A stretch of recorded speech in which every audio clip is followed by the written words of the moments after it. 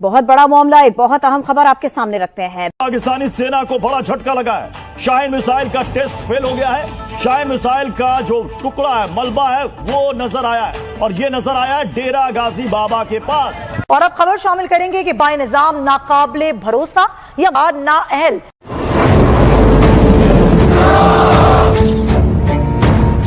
पाकिस्तान की सबसे खतरनाक मिसाइल ने हवा में ही गद्दारी कर दी है। बार फिर खटारा साबित हुआ। फिजाई मश्क के दौरान नाकिस कारकर्दगी सामने आ गई। बीच हवा में ही पाकिस्तानी सेना का इस मिसाइल से संपर्क टूट गया और ये मिसाइल बलूचिस्तान में जा गिरी। नकल के लिए भी अकल की जरूरत होती है। निकम्मा भूल बैठा कि उसका पाला अजीम कौम से पड़ गया। बलूचिस्तान के जिस इलाके में पाकिस्तान की ये मिसाइल गिरी है, वहां से सिर्फ 500 मीटर की दूरी पर लोग रहते हैं। इस मिसाइल का मलबा अगर बलूचिस्तान के लोगों पर गिर जाता तो तबाही मच जाती। और इत्तलात हैं कि हरकत से सऊदी अरब, कतर और पीआई के जो जहाज है मुतासिर हो सकते थे। क्या कहेंगे आप? इस घटना के बाद बलूचिस्तान ने जो किया है वो आपको हैरान कर देगा। इसके बारे में आपको आगे बताएंगे, लेकिन पहले देखिए कि पाकिस्तान की मिसाइल ने क्या कांड कर दिया है। दरअसल कई मीडिया रिपोर्ट्स के मुताबिक पाकिस्तानी सेना ने पंजाब प्रांत के डेरा गाजी खान से शाहीन 3 मिसाइल का टेस्ट लॉन्च किया, लेकिन ये मिसाइल रास्ते में ही बेकाबू हो गई और बलूचिस्तान के डेरा बुगती इलाके में जा गिरी। वज़ीर दिफा साहब, ये आप बताना पसंद करेंगे कि इंडियन मीडिया रिपोर्ट कर रहा है कि कल पाकिस्तान ने एक मिसाइल टेस्ट किया है कल रात को। क्या ये बात दुरुस्त है? और दूसरा, इंडियन नेवल ने, इंडिया की नेवी ने पाकिस्तान के जो वाटर्स हैं उनके करीब अपनी एक्सरसाइज शुरू की है। मैं आपका उस पर कमेंट चाहता हूँ। हमारी मिसाइल की अल्हम्दुलिल्लाह कैपेबिलिटी जो है वो बड़ी काबिल फ़ख्र है। कौम को उस पर फ़ख्र करना चाहिए। और जितनी भी हम मिसाइल्स में या अदरवाइज जो है जो टेक्नोलॉजी है, डिफेंस टेक्नोलॉजी है, उसमें जो हम कुछ तरक्की कर रहे हैं या नए तजर्बात कर रहे हैं या आइंदा मुस्तकबिल में हम कुछ करेंगे, उसमें वो हमारी दफाई जो सलाहियतें हैं उसको इम्प्रूव करने के लिए हमें हक बनता है और हम करते रहेंगे। दोस्तों, आप लोग अक्सर एक कमेंट करते हैं, a day without humiliation is a day wasted for Pakistan. जी हाँ दोस्तों, इसी श्रृंखला में और एक कड़ी ऐड कर दीजिए। दरअसल पाकिस्तान का शाहीन मिसाइल उसने टेस्ट किया था और ये मिसाइल समुद्र में गिरने के बजाय उसी के सिविलियन पॉपुलेशन के पास जाके गिरा है। यहाँ पे दोस्तों मेन स्ट्रीम मीडिया की बात करें तो वो तो कह रहे हैं जी बलूचिस्तान नहीं, ये तो पाकिस्तान के एक न्यूक्लियर फैसिलिटी के भी पास जाके इसके कुछ डिब्रीज गिरे हैं। अब दोस्तों, इतनी बड़ी अगर आप देखें ह्यूमिलिएशन पाकिस्तान इस वक्त झेल रहा है तो पाकिस्तान क्या करेगा? पाकिस्तान वही करता है जो हमेशा करेगा।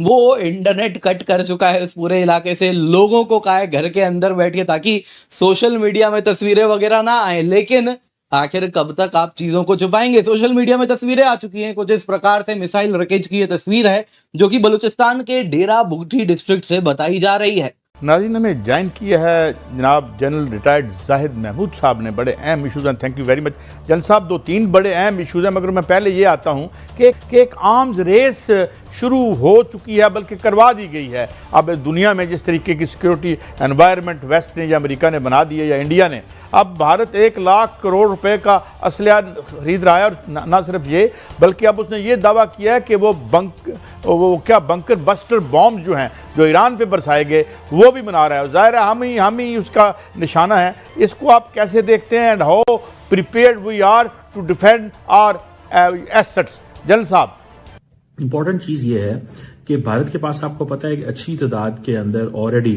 जो उनका जो डिफेंस प्रोग्राम है उसमें उनके मिसाइल प्रोग्राम में काफ़ी ज़्यादा, अगर आप उसकी ओरिजिन एंड डेवलपमेंट से देखना शुरू करें तो उनके पास बैलिस्टिक मिसाइल हैं, क्रूज मिसाइल हैं, टैक्टिकल मिसाइल हैं। फिर देन उन्होंने ये भी इस पर भी काम किया है। सो ये स्टार्टिंग फ्रॉम बैलिस्टिक मिसाइल और दूसरा cruise missile, surface to air missile, even के एंटी टैंक गाइडेड मिसाइल्स भी हैं, एंटी शिप मिसाइल्स भी हैं, एंटी सैटेलाइट मिसाइल्स भी भारत के पास हैं। फिर टेक्टिकल मिसाइल भी हैं, हाइपरसोनिक टेक्नोलॉजी उन्होंने डेवलप कर ली है। सो पाकिस्तान के पास ऐसा कुछ भी नहीं है। बाय द वे मैं आपको बताऊं, जो पाकिस्तान के पास हाइपरसोनिक टेक्नोलॉजी है इसकी कोई ऐसी एविडेंस नहीं मिलती। कि पाकिस्तान के पास हाइपरसोनिक मिसाइल हो। आपको पता है कि पाकिस्तान का जो लॉन्गेस्ट मिसाइल की जो रेंज है वो तकरीबन, if I am not wrong, तो 2800 किलोमीटर से थोड़ी ज्यादा है, 2850 किलोमीटर। ये जिसे आप समझ लें कि सबसे लंबा मिसाइल है जो हम मार सकते हैं 1700 माइल, यानी कि 2750 किलोमीटर तक, और ये कन्वेंशनल न्यूक्लियर वॉरहेड लेके जा सकता है।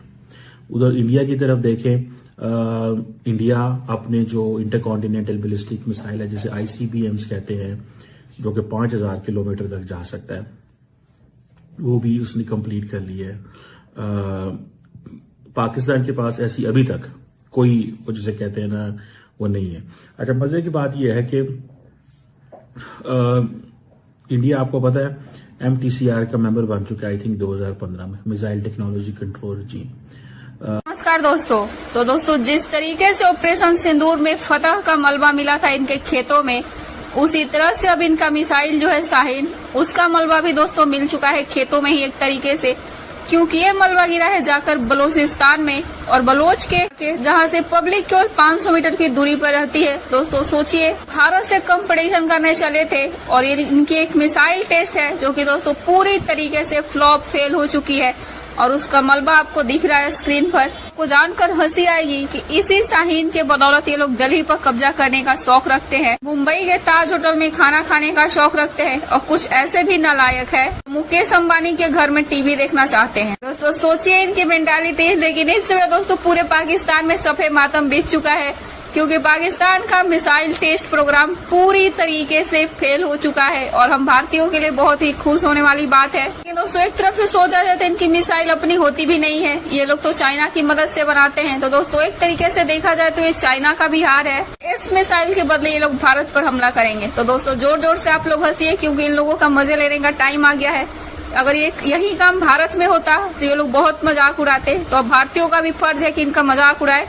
वीडियो अच्छी लगे तो वीडियो को लाइक और शेयर कीजिए, और चैनल को भी सब्सक्राइब कीजिए। साहब, इसको मैं इस तरह से देखता हूँ कि मैं तो पहले दिन से ये कह रहा हूँ जी, और बहुत अरसे से ये कह रहा हूँ कि वो पाकिस्तान को एक और एक जंग की सूरत की तरफ जरूर ले जाना चाहेगा जी। उसकी वजूहत ये है कि ये जो अभी पहलगाम में इनको एम्बेरसमेंट हुई है, और उसके बाद जिस तरीके से इन्होंने ये $2 बिलियन के और इमीडिएट ऑर्डर्स दिए हैं वेपन्स एमिनेशन के, इनके 2-3 चीजें हैं जी। एक तो इनका खैर अपना एक सिस्टम है, ये एक वॉर की सिचुएशन क्रिएट करते हैं, और इसके अंदर ये इनके काफी इंटरेस्ट ग्रुप्स है जी।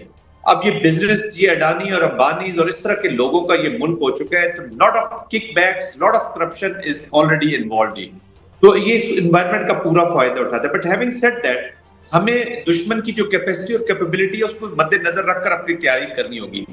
कि इसमें कोई शक नहीं, आपने बिल्कुल 100% सही फरमाया कि ये पाकिस्तान स्पेसिफिक है और किसी के स्पेसिफिक नहीं है। चाइना को तो कभी जिंदगी भर चैलेंज नहीं करेंगे, किसी और मुल्क के साथ इस तरह जंग नहीं करेंगे, इट इज पाकिस्तान स्पेसिफिक। और पाकिस्तान को वो एक अपना जो हेजेमोनिक डिजाइन है ना जी, उसको लगा के एक ऐसा रिड्यूस करना चाहते हैं अपने अजाइम के साथ, कि वो ताकि जो रीजन की बाकी कंट्रीज हैं वो उसी से सबक सीख ले।